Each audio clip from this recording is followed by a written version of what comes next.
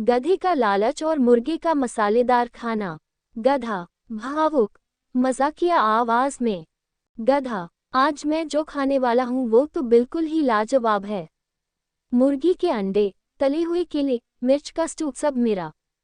सुना है आज रसोइया अपने खास पेट जलाने वाले मसाले मिला रही है। लेकिन मैं गधा हूँ, मेरा पेट नहीं, ये तो लोहे की कढ़ाई है। मैं इतना खाता हूँ कि जंगल में 3 दिन का खाना एक साथ खत्म कर देता हूँ। और शौचालय, हाँ हाँ हाँ, मैं दिन में एक बार भी इसके बारे में नहीं सोचता। एक बार मैंने इतना खा लिया कि मेरा वजन इतना बढ़ गया कि मेरी पीठ पर हाथी बैठ गया। खाने के बाद पेट की लड़ाई शुरू हो गई। अर्धमूर्ति भालू गहराई से दहाड़ता है, लेकिन मजाकिया लहजे में। अरे अरे अरे माँ, मेरा पेट क्यों गुड़गुड़ा रहा है भाई। आज मैंने इस गधे के साथ खाकर अपना ही नुकसान कर लिया।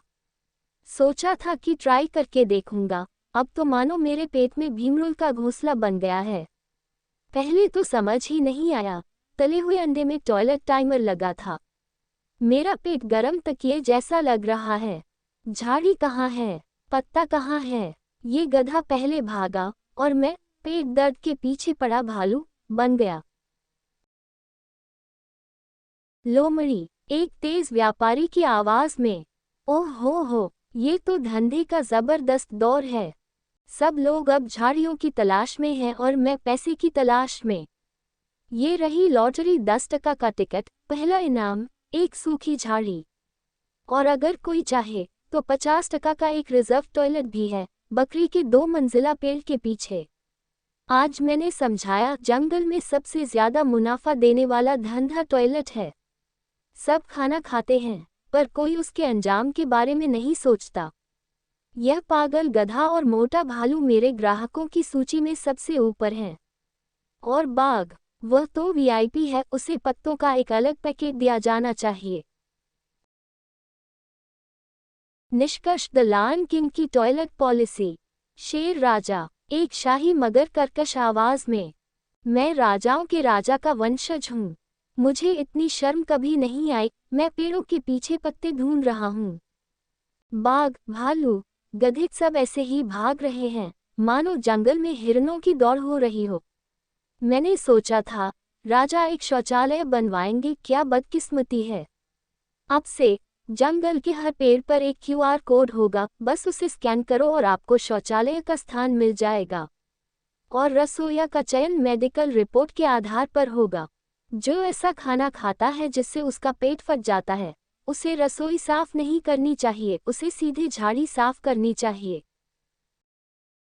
गधे के बिल में परिणाम। गधा फिर से दर्द से कराहते हुए, लेकिन उसकी आवाज में हास्य के साथ। सोचा था थोड़ा ज्यादा खा लूंगा, अब समझ आया अगर पेट भी गधे का है तो मालिक की कोई रफ्तार नहीं। मैं जिस गड्ढे में गिरा वो शौचालय नहीं, गधे के गिरने की जगह है। भालू ने मुझे पीछे से धक्का दिया, सामने लोमड़ी हंसी और धमाल मचाया, और पेट अपने आप ही बम की तरह फट रहा है। ऐसा हाल पहले कभी नहीं हुआ। एक बार मैं शौचालय गया तो दरवाजा खोलना भूल गया। अब समझ आया, 21वीं सदी में गधे के लिए सबसे जरूरी चीज है झाड़ियों का नक्शा। अगर जंगल में जीपीएस ना हो तो पेट को खतरा है। और अब से मैं खाने से पहले कसम खाऊंगा, जहां भी खाऊंगा शौचालय जरूर देखूंगा। बकरी की टिप्पणियां और सीख। तीखे हास्य से भरपूर। वो गधा वहां पड़ा है, उसके बगल में एक भालू लूट का माल खा रहा है, और ऊपर एक लोमड़ी टिकट बेच रही है। ये है हमारी जंगल सभ्यता। अब तक तो मुझे लगता था कि इंसानी शहरों में अजीबोगरीब चीजें ज्यादा होती हैं, अब समझ आया, जंगल के गधे इंसानों से कमतर हैं। मैंने कहा था, प्याज खाने से पहले झाड़ियां देखनी चाहिए, किसी ने नहीं सुना। अब एक गड्ढे में बैठकर हंसते गाते पेट जलाने वाला संगीत। शेर राजा भी इधर उधर रो रहा है। राजा बन गया तो क्या होगा, पेट राज नहीं मानता।